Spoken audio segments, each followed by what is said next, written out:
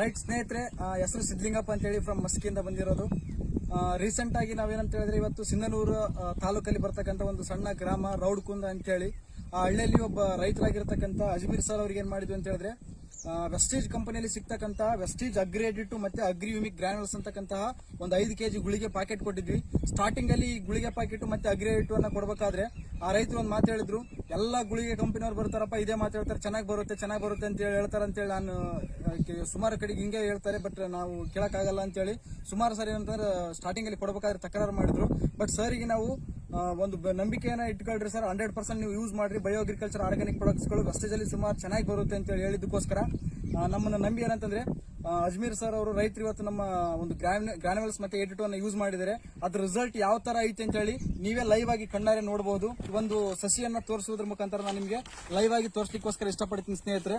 Just ಇಲ್ಲಿ ನೋಡ್ರಿ ಯಾವ ಲೆವೆಲ್ಗೆ ಒಂದು ಎಕ್ಸಲೆಂಟ್ ಆಗಿರ್ತಕ್ಕಂತ ಒಂದು ಭತ್ತದ ಒಂದು ಬೆಳೆಗೆ ಯಾವ ಲೆವೆಲ್ಗೆ ರಿಸಲ್ಟ್ ಬಂದಿದೆ ಅಂತ ಹೇಳಿದ್ರೆ ಇವತ್ತು ಅವರಿಗೆ 2ನೇ ಗೊಬ್ಬರ ಕಂಪ್ಲೀಟ್ ಆಗಿದೆ ಅಷ್ಟೇ ಈ ಒಂದು ಹೊಲಕ್ಕೆ.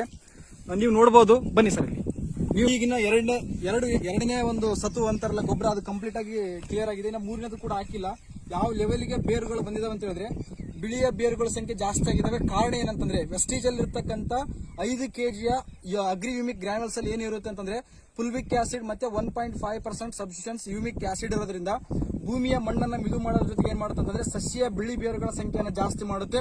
ನೀವು ಬೇಕಾದ್ರೆ ಇನ್ನೊಂದು ನೋಡಬಹುದು, ಇದು ಅಜ್ಮೀರ್ ಸರ್ ಹೊಲ ಆದ್ರೆ ಅವ್ರ ಪಕ್ಕದಲ್ಲೇ ಅವರು ರಿಲೇಟಿವ್ಸ್ ಒಂದು ಹೊಲ ಇದೆ, ಅವ್ರ ಹೊಲದ ಸಸಿನೂ ಕೂಡ ಒಂದೇ ಟೈಮ್ಗೆ ಹಚ್ಚಿರ್ತಕ್ಕಂಥ ಒಂದು ಬೆಳೆಯ ಸಸಿನ ಕಿತ್ತಾ ಇದ್ವಿ. ಇಲ್ಲಿ ನೀವು ನೋಡಬಹುದು ಸ್ನೇಹಿತರೆ,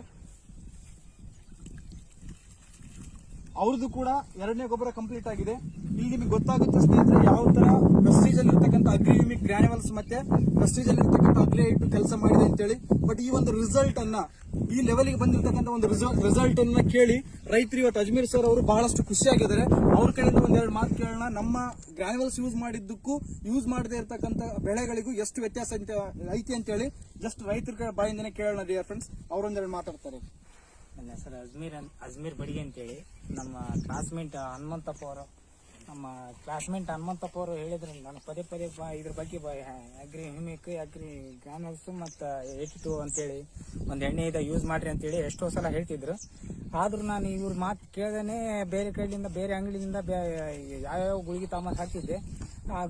ಒಂದ್ಸಲ ಯೂಸ್ ಮಾಡಿ ನೋಡಂತೇಳಿ ಹನುಮಂತಪ್ಪ ಅವ್ರು ಹೇಳಿದಾಗ ತಗೊಂಬಂದು ಹಾಕಿದೆ. ಅದು 2ನೇ ಸತು ಹಾಕಿನಿ, ಈಗ 2ನೇ ಸತು ಮುಗಿದಿದೆ.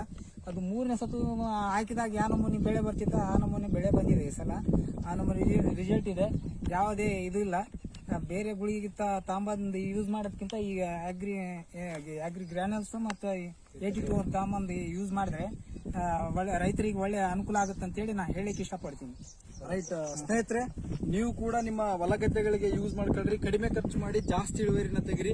ಈ ಆಲ್ರೆಡಿ ನಿಮಗೆ ನೋಡಿದ್ರೆ ಗೊತ್ತಾಗುತ್ತೆ ಅಲ್ಟಿಮೇಟ್ ಆಗಿರ್ತಕ್ಕಂಥ ಒಂದು ರಿಸಲ್ಟ್ ನಮ್ಮ ಅಜ್ಮೀರ್ ಸರ್ಗೆ ಸಿಂಧನೂರು ತಾಲೂಕಲ್ಲಿ ರೌಡ್ಕುಂದ ಅಂತಕ್ಕಂಥ ಒಂದು ಗ್ರಾಮದಲ್ಲಿ ಬಂದಿದೆ. ನೀವು ಕೂಡ ಯೂಸ್ ಮಾಡ್ರಿ ಅಂತ ಹೇಳ್ತಾ ನನ್ನ ಮಾತುಗಳನ್ನ ಮುಗಿಸ್ತೀನಿ. Thank you so much and wish you all ಸ್ನೇಹಿತರೆ.